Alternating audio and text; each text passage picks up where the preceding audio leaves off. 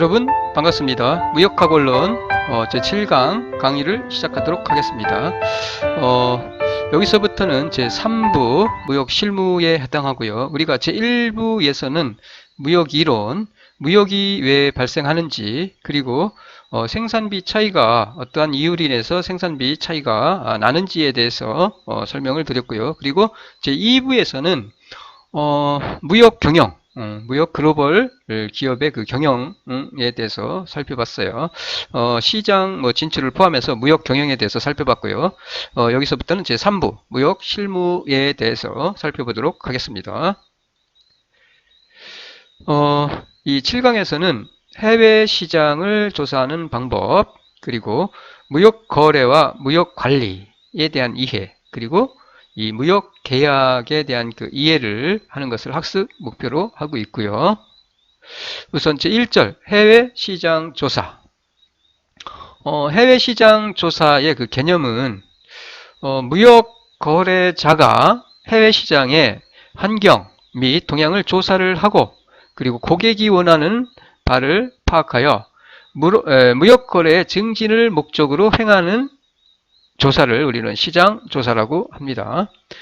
수출업자의 경우에 해외 시장 조사를 통해서 어느 지역의 시장에서 어떠한 거래처를 대상으로 어느 시기에 자신이 취급하고 있는 물품을 가장 합리적인 가격으로 판매할 수 있는가를 과학적으로 조사, 연구, 분석을 할 필요가 있습니다. 해외 시장 조사의 그 내용인데, 어떠한 내용을 우리가 조사를 할 때 어떠한 내용을 조사를 하는지에 대해서 우리가 이렇게 정리를 하면은 요 표와 같습니다.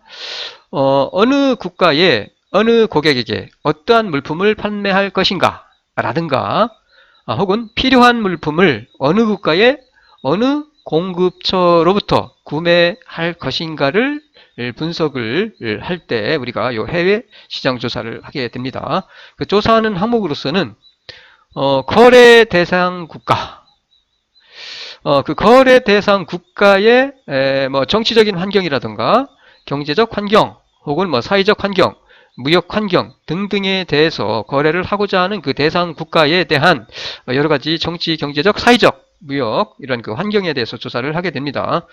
정치 같은 경우는 정치 체제라든가 정치가 안정적인지라든가 혹은 위험은 없는지 등등. 그 다음에 경제적인 환경으로서는 소득, 임금, 물가, 노동력, 그 다음에 국제 수지, 경제 성장률, 산업 구조 등등 이런 것들이고요. 그 다음에 사회적 환경으로서는 인구라든가, 그 다음에 기후는 어떤지, 종교는, 그 다음에 문화라든가 교육 수준 등등 이런 것들을 조사를 하게 되고요. 그리고 무역 환경으로서는 품목별, 지역별 그 수출입 규모라든가, 그 다음에 외환 관리를 어떻게 하고 있는지, 그 다음에 대금 결제 조건이라든가, 관세율이라든가, 혹은 환율이나 상관습 등등 이러한 그 내용을 조사를 하게 되고요. 그리고 고객이죠, 고객. 고객층.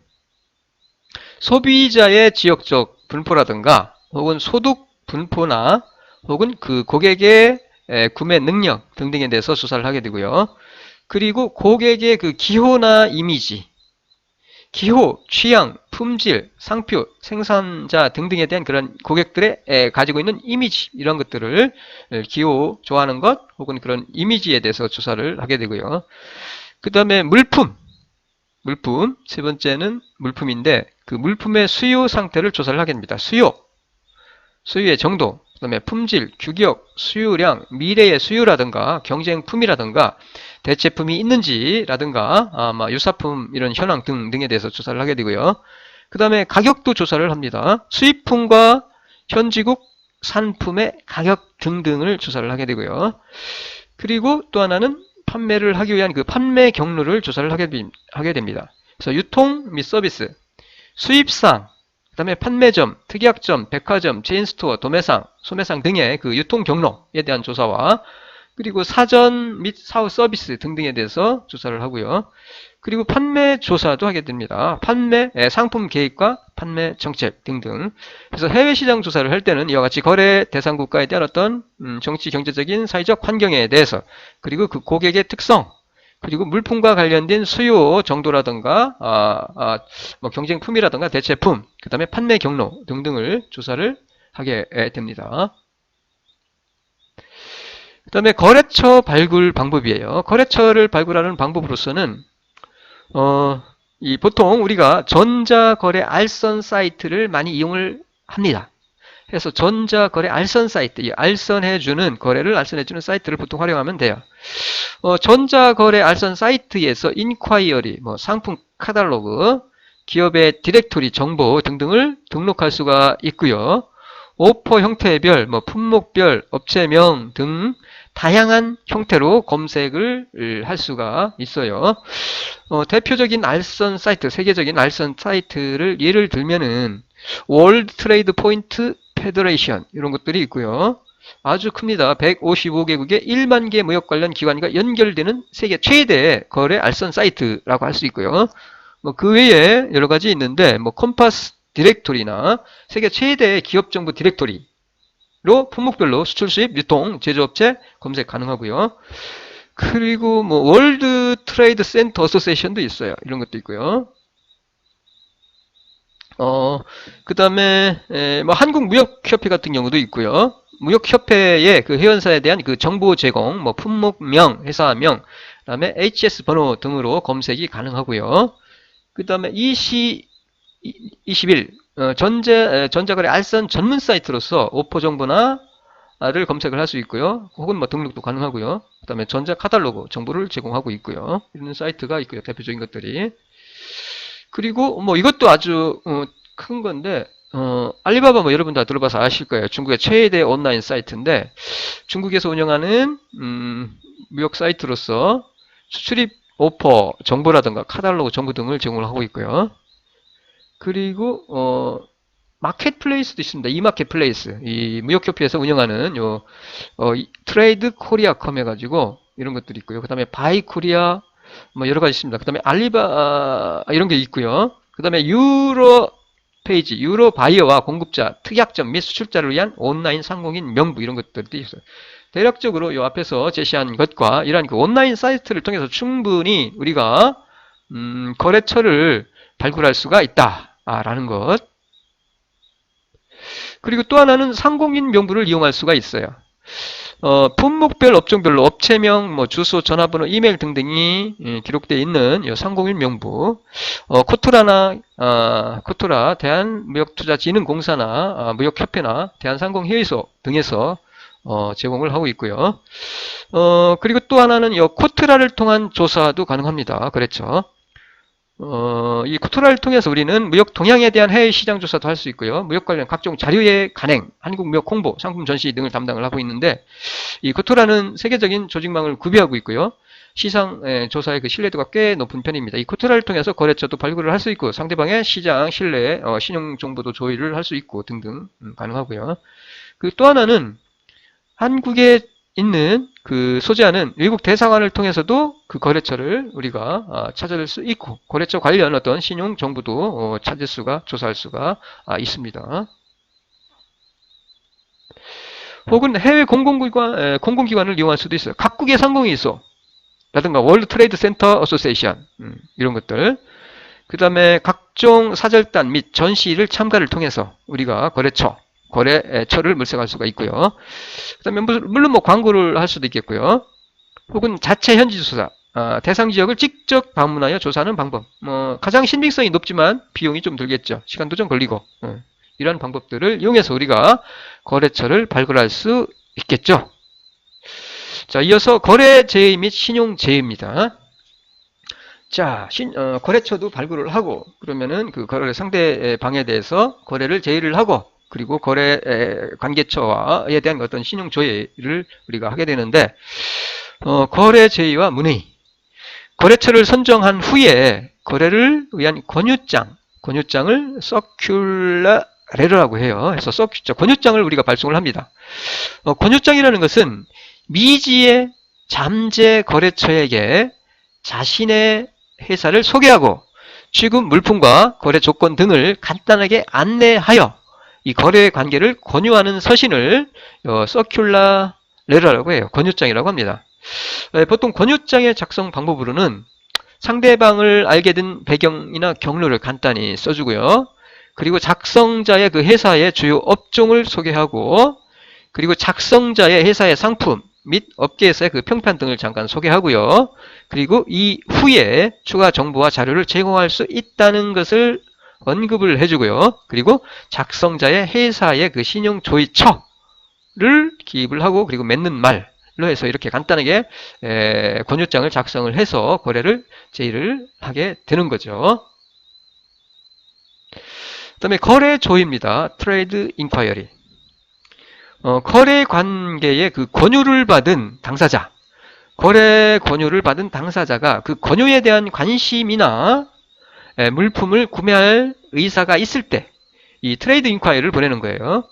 권유장이 도달하죠. 그러면 권유장을 보고 거래할 의사가 있다라고 했을 때 요 트레이드 인콰이어리를 거래 조의를 하게 되는 거죠. 그래서 의사가 있을 때 거래를 제안한 당사자에게 물품의 가격, 품질, 수량, 선적 등의 거래 조건을 에 대해서 문의하는 것이 바로 이 트레이드 인콰이어리다라고 할 수가 있습니다. 거래 조의를 하는 방법, 그 작성 방법은 상대방을 알게 된 배경이나 경로, 관심 품목의 명시와 가격 조의, 관심 품목을 명시하고요, 표기하고 그 다음에 가격을 조회하고요. 그 다음에 수요 규모 어느 정도 수입을 할 건지, 그 다음에 구매 물품의 그 명세, 그 다음에 주문 내용의 구체적인 설명이나 기타 문의사항 등등에 대해서 문의를 하고 매진말을 하고 거래를 조의를 하면 되겠습니다. 그 다음에 이제 신용조의입니다. 신용조의는 신용을 공급받는 자의 지급 능력, 신용을 공급받는 자의 지급 능력과 선의 지급 불능 시에 지급을 강제할 수 있는 자산의 보유 등을 사전에 조사하여 장래에 대한 지급의 확실성을 파악하는 것을 신용조의라고 합니다. 자, 수입하는 상대방, 상품을 구매하는 상대방, 거래 상대방의 그 지급 능력, 그 다음에 선의 지급 불능 시에 지급을 강제할 수 있는 어떤 자산의 보유 상태 등을 미리 사전에 조사하여 장래 앞으로의 그 지급의 확실성을 파악하는 것을 신용조의라고 하고요. 신용조의 내용은 성격입니다. 성격. 상대방의 정직성, 성실성 이런 것들이죠. 거래를 할 때 상대방이 신의를 가지고 정직하게, 성실하게 거래를 해왔는지에 대한 그런 것들을 성격을 조사를 하고요. 두 번째는 자본입니다. 아무리 성실하고 정직하고 하더라도 신용이 보장이 되지 않는다라고 하면은 회사에 신용이 보장이 된다 하더라도 회사의 그 기업의 재무 상태가 건실하지 않으면은 거래에 문제가 발생할 수도 있다는 얘기예요. 그래서 자본 상태를 꼭 확인을 해야 돼요. 상대방이 정직하고 성실한 건 좋아요. 그런데 자본 상태가 안 좋아. 그러면은 자본 상태가 안 좋아서 대금을 지불받지 못할 수도 있다는 얘기죠. 그래서 성격, 그 다음에 자본 상태를 조사를 하고요. 그리고 거래 능력입니다. 그 기업의 회사의 영업 능력으로서의 그 영업 방법, 거래 방법, 거래량 등을 지난 몇 년 동안에 걸친 거래 실적 등을 토대로 그 거래 능력을 갖다가 충분히 거래할 수 있는 상대인지에 대해서 조사를 하게 됩니다. 이러한 사항을 보통 신용조의를 통해서 파악을 하게 됩니다.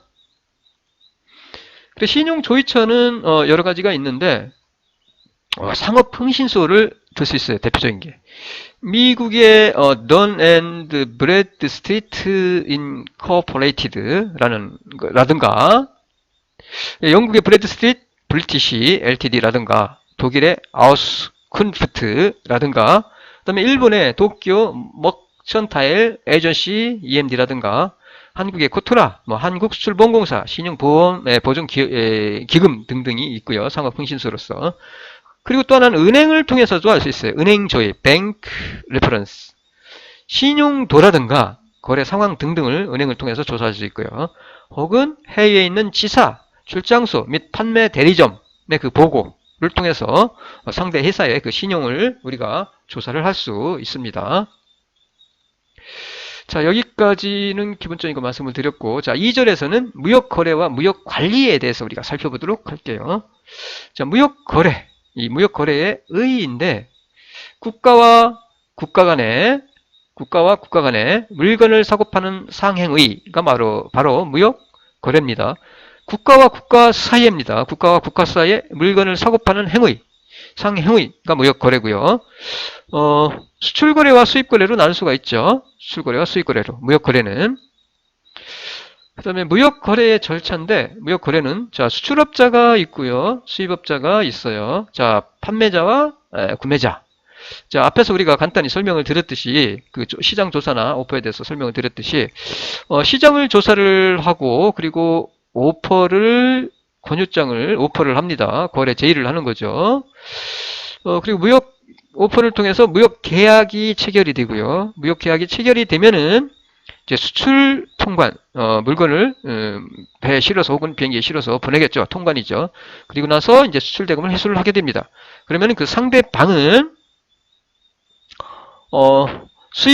당연히 수입 통관을 하겠죠. 수입 통관. 그리고 통관을 통해서 수입 물품을 입수를 하고, 그리고 입수를 한 후에 문제가 있으면 클레임을 제기를 해야. 그럼 문제가 있다라고 하면 실제로 그러면은 상사중재소에서 중재를 통해서 이런 클레임 문제를 해결을 하게 됩니다. 이런 거래 절차를 통해서 수출입이 이루어지게 되고요. 그냥 참고로 간단히 외울 필요는 없어요.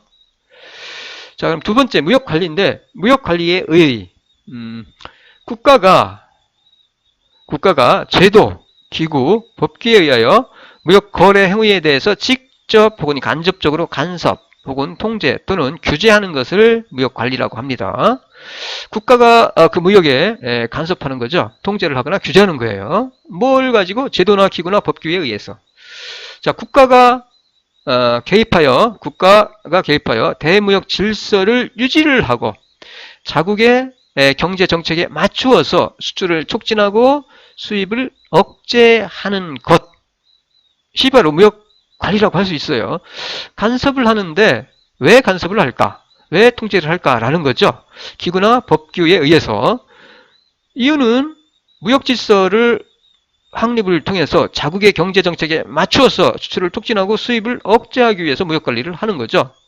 자, 무역이 한 나라 경제 발전에 앞에서 우리가 설명을 드렸듯이 무역과 수출과 일국 경제, 수입과 일국 경제에 대한 그 관계에 대해서 설명을 드렸듯이 무역은 한 나라의 경제 발전에 많은 영향을 미치기 때문에 대외 무역 관리가 필요하다라고 할 수가 있겠습니다. 자, 무역 관리의 관리의 목적이에요. 수출입을 적절히 촉진 및 조정하여. 자, 앞에서 잠깐 말씀을 드렸지만은 수출과 수입을 적절히 촉진을 하고 조정을 하여 통해서 국제수지의 균형 내지 개선을 도모하여 외환 보유고의 적정 수준을 유지하기 위한 그런 목적이 있고요. 그리고 또 하나는 유치산업을 보호하기 위해서 혹은 성숙산업의 국제 경쟁력을 강화하기 위해서 무역관리를 합니다. 혹은 국내 물자 수급의 원활화와 소비 형태의 그 건전화를 위해서 보통 개입을 관리를 한다는 얘기죠. 혹은 환율 안정과 재정 수지, 수지예요, 수지. 재정 수지를 확보하기 위한 목적으로 무역을 관리하게 한다라고 할 수가 있겠습니다. 그러니까 목적은 어쨌든 외환 보유고의 적정성을 유지하기 위해서 혹은 유치산업을 보호하고 성숙산업의 유치산업을 보호하고 성숙산업의 국제 경쟁력을 강화하기 위해서 또는 국내의 물자 수급을 원활화하기 위해서 혹은 소비자의 그 소비 형태의 건전화를 위해서 혹은 환율을 안정시키고 재정 수지를 확보할 목적으로 보통 무역을 관리를 하고 있다라고 할 수가 있겠습니다. 자, 이어서 무역 관련 법규입니다. 대외무역법을 대표적인 것으로 들 수가 있고요. 자, 대외무역법은 대외무역 거래를 전반적으로 조정하기 위한 기준법이라고 할 수가 있어요. 이 대외무역법은 1986년 12월 31일부터 시행이 됐고요. 그 목적, 이 대외무역법의 목적은 해외무역을 진흥하고 공정한 거래 질서를 확립하여 국제수지의 균형과 통상의 확대를 도모하기 위해서 이 대외무역법이 제정이 됐고요.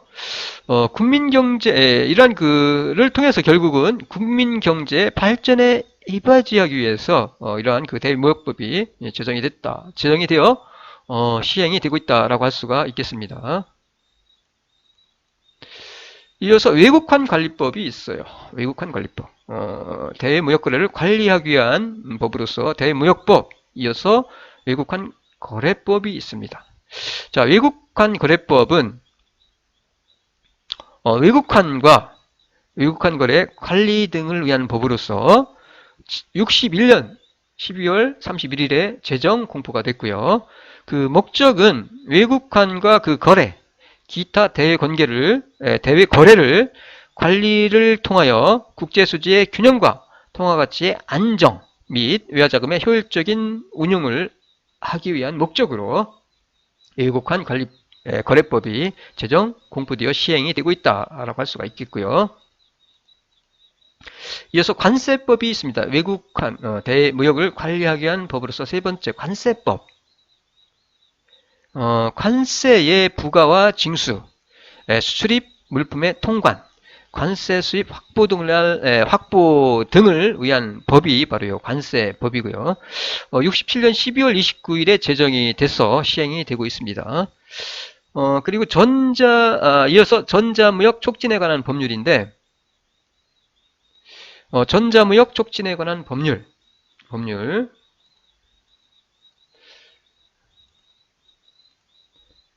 전자무역 촉진에 관한 법률. 전자무역 촉진입니다. 촉진에 관한 법률인데, 전자무역 기반을 조성하고요. 무역 절차를 간소화하고 무역정보의 그 신속한 유통 등을 위한 법이 바로 전자무역 촉진에 관한 법률이라고 할 수 있고요. 91년 12월 31일에 제정됐고요. 무역 업무 자동화 촉진에 관한 법률이었어요. 원래는 이게 91년에 제정됐을 때는 무역 업무의 자동화 촉진에 관한 법률이 2005년도에 개정이 돼서 2005년 12월 23일에 개정이 돼서 전자무역 촉진에 관한 법률로 전부 개정이 되었습니다. 자, 이어서 무역 거래자. 무역 거래자에 대해서 살펴볼게요. 무역 거래자는 무역업자가 일단 있고요. 이 무역업자는 2000년 1월 1일부터는 무역업의 완전 자유화가 이루어졌습니다. 그냥 사업자만 등록하면 돼요. 허가제가 아니라 무역을 하는데 뭐 그런 무역업을 하기 위해서 국가의 정부의 어떤 허가를 받아서 등록하는 것이 아니라 그냥 사업자 등록증을 그냥 내면은 무역업을 누구나 할 수 있어요. 그리고 지식경제부에서 이 무역 거래자별 무역업 고유 번호를 부여를 합니다. 일반적으로. 그 무역업의 고유 번호를 지식경제부에서 부여를 하는데 의무상은 아니고요. 한국 무역협회장에게 이게 위임이 돼 있어요. 한국 무역협회를 통해서 이 무역업 고유 번호를 부여받을 수가 있습니다. 그다음에 무역 대리업자가 있어요. 무역 대리업자. 무역 대리업자는 대리니까 대신하는 거죠. 대리업자는 오포상과 구매 대리업자로 나눌 수가 있고요. 오포상은 외국의 수출업자를 대리하여 수출업자를 대리하여 국내 수입업자에게 수입 업무를 대행해 주는 무역 대리업자를 오포상이라고 합니다. 오포상. 그리고 구매 대리업자는 외국 수입업자를 대리하여 국내에서 물품을 구매하고 혹은 구매 알선 또는 이에 부대되는 업무를 취급하는 외국 기업의 국내 대리점이거나 국내의 지사가 바로 구매 대리업자가 라고 할 수 있겠습니다. 그래서 오포상은 외국 수출업자를 대리하여 국내 수입업자에게 수입 업무를 대행해주는 무역 대리업자를 말하고, 구매 대리업자는 외국의 수입업자를 대리하여 국내에서 물품을 구매하거나 알선하거나 또는 이에 부대되는 업무를 취급하는 기업, 외국 기업의 국내 대리점이라든가 혹은 국내 지사를 들 수 있겠습니다. 이어서 전자무역. 컴퓨터가 보급이 되고요. 정보통신 기술이 발전하면서 무역 거래를 인터넷 등 정보통신 기술을 이용하여 전자적으로 수행하는 무역을 전자무역이라고 합니다. 전자무역이라고 해요. 전통적 무역과 전자무역의 그 차이인데 보시면은 전통적인 무역은, 자, 무역 거래의 그 과정을 보면은 시장 조사, 뭐 직접 방문합니다. 관련 기관, 거래 제의, 뭐 매체, 카탈로그, 전시, 박람회 등에 참가하고요. 에서 하고요. 혹은 뭐 상담 계약, 전화나 팩스나 우편, 출장을 통해서 하죠. 자, 이러한 것들이 전부 어떻게? 인터넷을 통해서 정보를 검색하고 홈페이지, 그 다음에 인터넷 마케팅도 뭐 이런 거, 사이버 전시, 뭐 인터넷 상담, 인터넷 팩스, 이메일, 인터넷상에서 이런 것들이 직접 방문하지 않고 이루어진다는 얘기예요. 이런 것들이. 그리고 통관이나 대금 결제나 물류 운송 이런 것들도 보면은 전통적인 무역에서는 직접 방문해서 뭐 종이서류 발급받고 신용장, 환원, 보석서류 이런 것들 뭐 방문해서 발급받게 됩니다. 그리고 물류를 할 때도 운송할 때는 물류 운송에서도 뭐 선화증권, 보험증권, 선시증권 이런 것들이 직접 종이 서류를 통해서 발급이 돼서 오고 갔어요. 직접 방문을 통해서 보통. 이게 이런 것들이 자유화됐다는 얘기예요. 서류 작업 절차가 전자화 됩니다. 이런 서류 절차가. 전자 시스템화예요. 전자 민원 시스템으로 바뀌고요.